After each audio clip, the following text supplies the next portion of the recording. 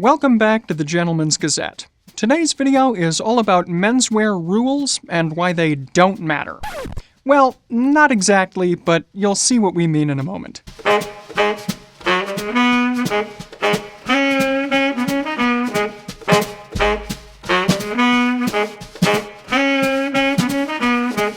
In our opinion, and hopefully yours, the world of classic menswear is a thoroughly enjoyable place to be, with suits, jackets, shirts, and ties just being the tip of the sartorial iceberg. But for all of the fun that goes with looking at and wearing classic clothing, I tell you, some of the conventions can be a real minefield to navigate. So, with that in mind, we've rounded up some of the biggest menswear rules that you're likely to have heard of, compiled the reasons why they've come to be, and we'll show you how you can live a more fulfilling life by twisting, bending, or even breaking them. But before we take a sledgehammer to the rulebook, it's important to remember one thing in particular. The code is more what you'd call guidelines than actual rules. Couldn't have said it better myself. The main point that we're underscoring here is that it pays to know the rules well first, so that you then can know how, when, and why to break them. And of course, if you feel you need a better grasp on just what all of these different rules are, look no further than the various different videos on our channel. The dress code playlist in particular would be a great place to start. Ultimately, a lot of the rules we're going to discuss today are born out of a few key historical factors. These would include, but aren't limited to, the practical application of clothing, as wearing a hardy, weatherproof tweed in the countryside does make more sense than a comparatively delicate business suit, respecting the formality of a situation, as turning up to a prestigious club or formal dinner in a pair of sport shoes like spectators would be quite the faux pas, and the unfortunate fact that clothing rules would reinforce the hierarchy among social classes that existed until around the time of the First World War, as those with more money could literally afford to pay more attention to sartorial rules. Plus, people also used to own far less clothing in the past, and a lesser variety of clothing as well, so it was easier to set rules around clothing when there were fewer options available. We could certainly take a deeper look at all of the reasons we've just mentioned in a future video, so if that's something you'd like to see, just let us know in the comments below.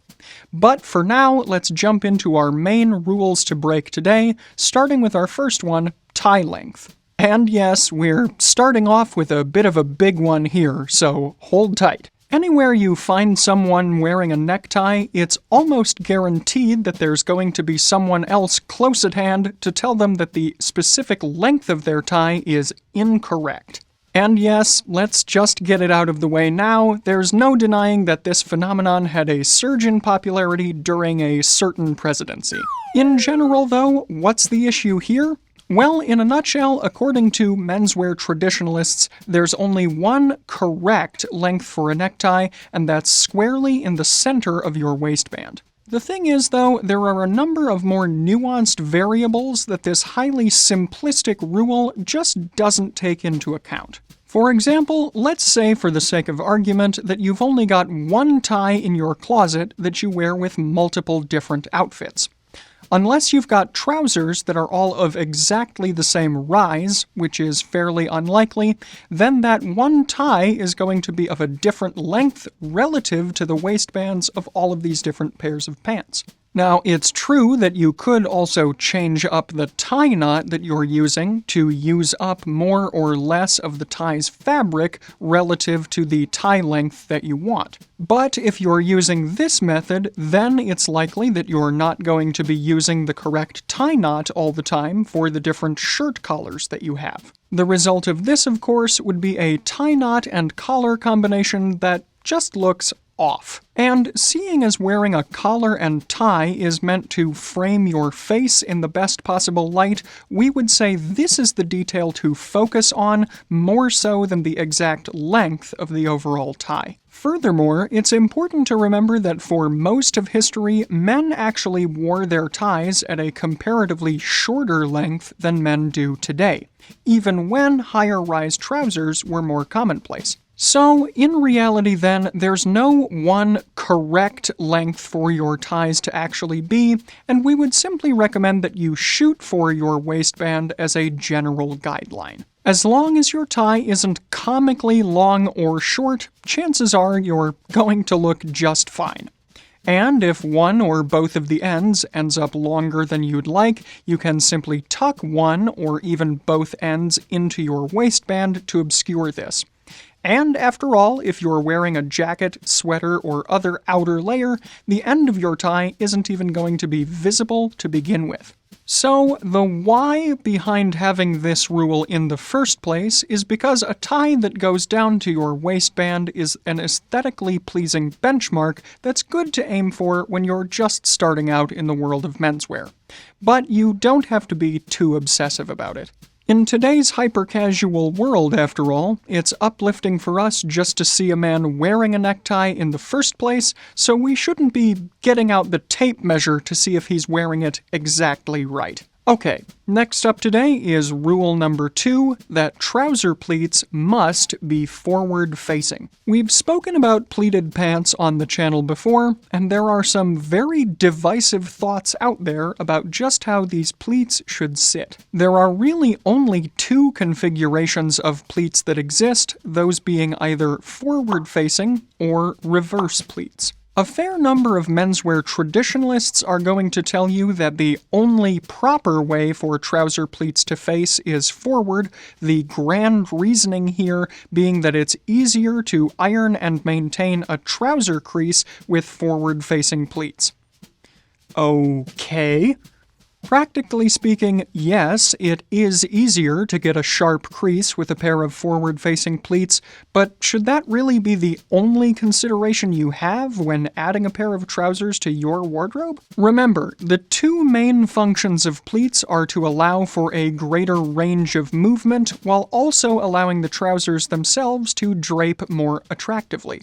And both forward-facing and reverse pleats accomplish this goal when the trousers are made well. And while it is true that reverse pleats are somewhat more likely to billow or balloon, this is usually only going to be the case if the trousers aren't well made or if they just don't fit your specific frame very well. So just try out a few different options and consult your tailor to find out what works best for you. On the whole, though, we've already addressed how pleated pants are much less common these days, so whichever way your pleats face, just wear them with pride. Our third rule that's made to be broken is that tweed jackets can't be worn with jeans. As we've previously mentioned in other videos, menswear has become increasingly casual over the past few decades. Along with this, we're seeing a trend for mixing or commingling different formalities in garments,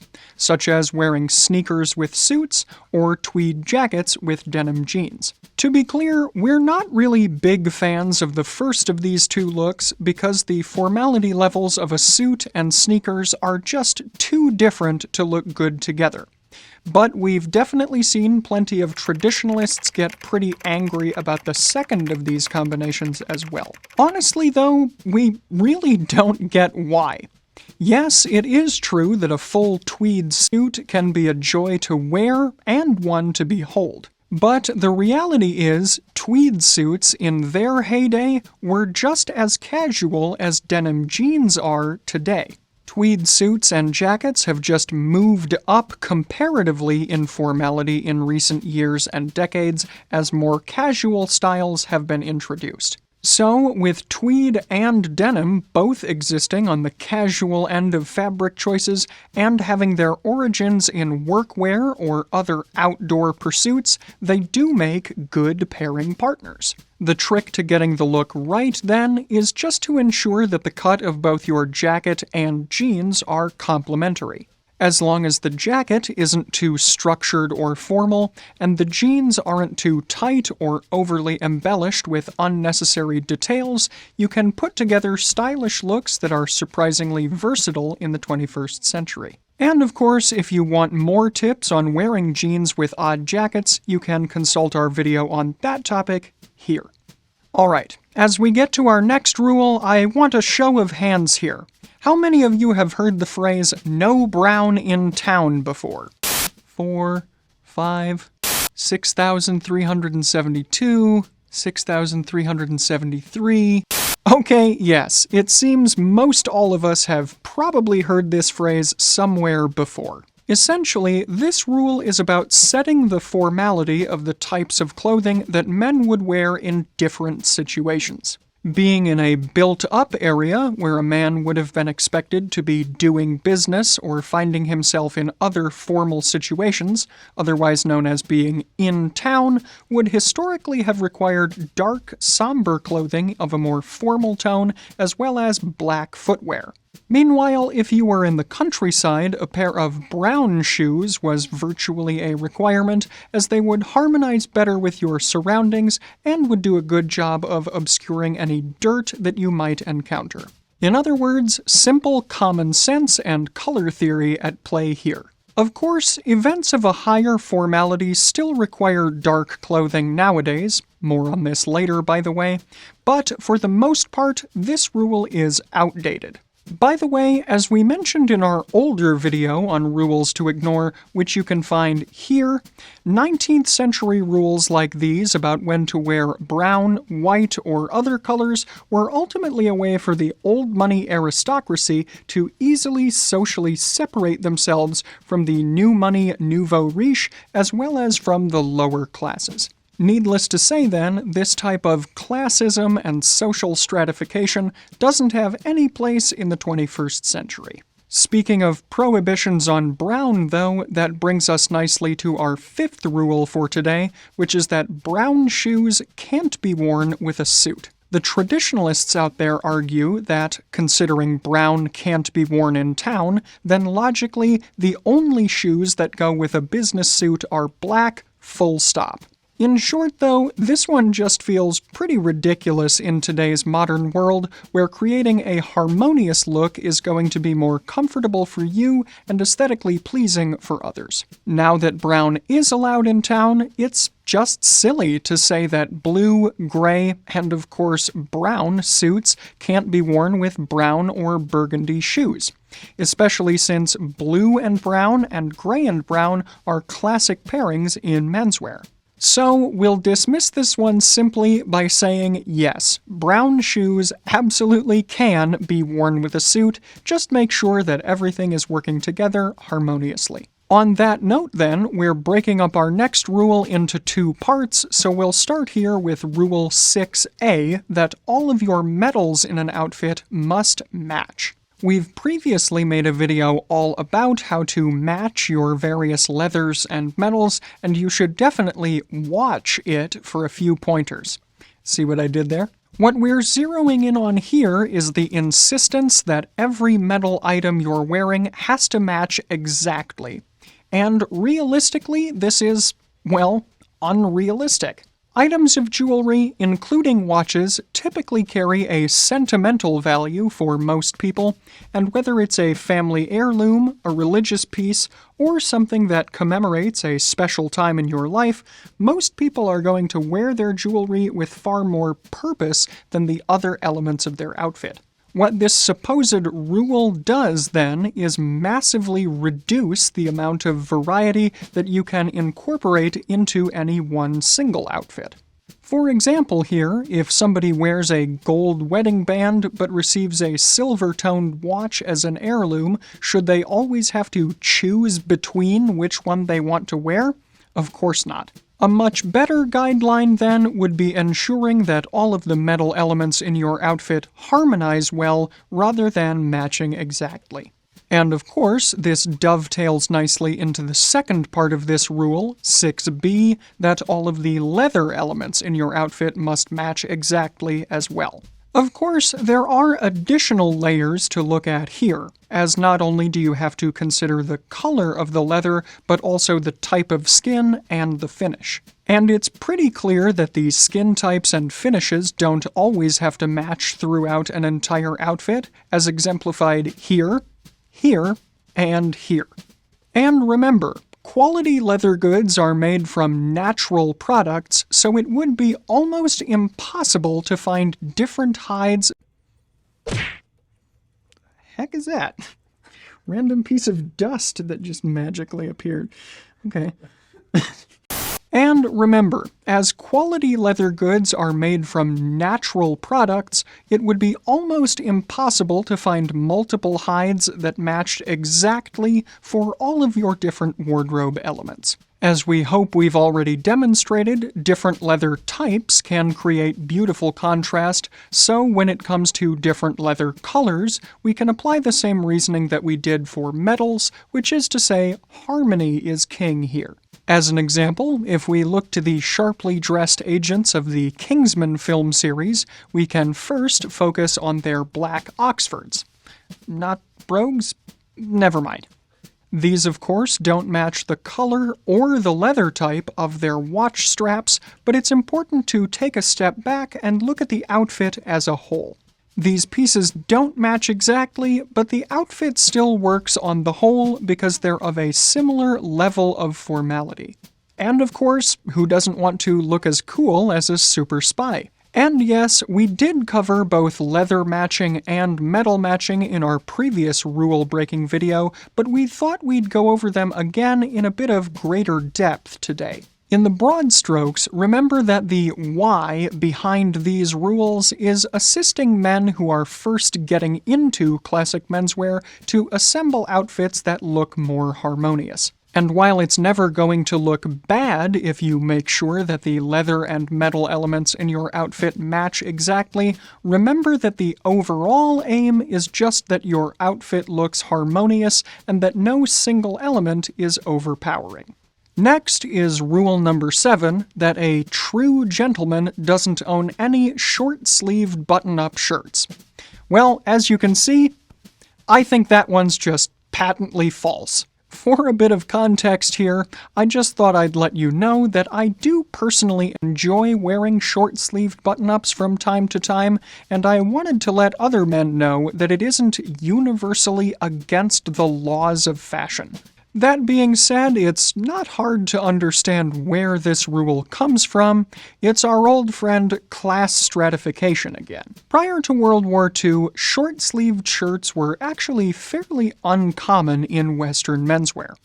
Men would simply own long-sleeved shirts and roll the sleeves up if they were hot or needed to engage in manual labor. Otherwise, short-sleeved shirts were specialist sporting garments like the Lacoste polo shirt, for example. And the stigma around short-sleeved button-ups in particular likely comes from just after the war in the 50s and 60s, where they became a staple of the working class for their practical design. Not only that, but short-sleeved shirts can also carry a bit of a historical association with younger children, again for practical reasons. After all, getting the sleeve length exactly right on a growing child can be a bit of a fool's errand. Although this rule focuses heavily on these reasons, it also forgets that many stylish men throughout history have worn short-sleeved shirts well, with the 50s and 60s in particular often having some of the best examples. We should say that there is a bit of a distinction to be found here. The examples we've just shown, along with polo shirts, are most properly called sport shirts. The more casual styling details of these shirts, like thicker fabrics, bolder colors or patterns, or non-business style collars, differentiate them from short-sleeved dress shirts. These types of shirts, on the other hand, which are essentially just standard business shirts with short sleeves, aren't terribly stylish, again because of the inherent clash of formalities within the garment. But their sporty cousins need not be frowned upon, and indeed they can even be worn under a jacket, provided the entire outfit is deliberately casual, and especially if it's being worn in a hot climate. Keys here are to find shirts that have a slimmer, more flattering fit in both the body and the arms, and you can even leave things untucked if you're not wearing an outer layer, of course. Remember, you're not trying to make a sports shirt look overly formal, just put together. So, let the weather and the formality scale be your guide here, and overall, don't be afraid to free the forearm once in a while. Finally today, we get to number 8, black tie and white tie rules. Okay, hold up. These ones you actually probably should follow. So, yes, we've included these here as a bit of a fake-out, but bear with us. The black tie and white tie dress codes are the most formal ones in which a typical man is going to be expected to dress these days. This, of course, is something that the red carpet regrettably fails to take note of most of the time. As formal events that require these dress codes, though, are much less common than they used to be, these rules are the ones you really ought to follow in order to respect the formality of the event. Plus, if you're following these rules correctly, you're pretty much guaranteed to be the best-dressed person in attendance, since black tie and white tie were explicitly designed to enhance the aesthetics of the male form. And if you feel that you don't know all of these rules, and there are plenty of them, don't worry, because we've got you covered in our comprehensive black tie and white tie guides on our website. We've also got guides to formal day wear as well, so be sure to take a look. And with that said, while there are several more rules that relate to black tie and white tie, you don't have to think of them as being overly restrictive. These guidelines exist to allow for the maximum enjoyment while you're at these events for which you've donned a bow tie. And yes, it should be a bow tie. So, by looking into the reasons behind the various rules associated with formal wear, and by doing a bit of planning, you're sure to look stylish at any formal event. But for all of the other rules that we listed in today's video, remember that the most important thing isn't being obsessed with the letter of the law.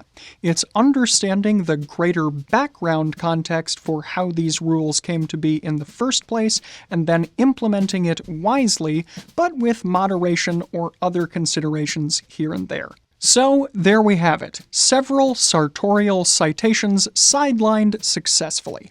We'd like to know, though, what's your take on our rule breaking, and do you have any other rules that you'd like for us to add to the list?